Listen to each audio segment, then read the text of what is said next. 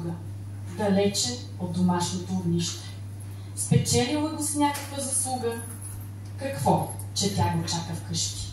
Нищо. Свеща догаряше тъй бавно, восъчните капки тежки, със сълзите нейни капеха наравно, търсеха невинно грешки. А тя го чакаше.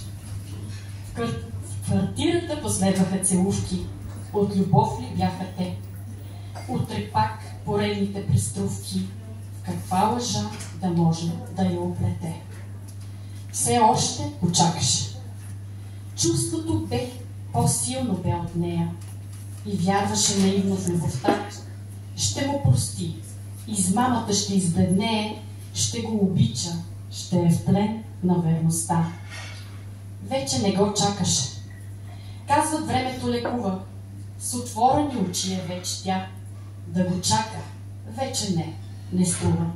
Той твърде много закъсня.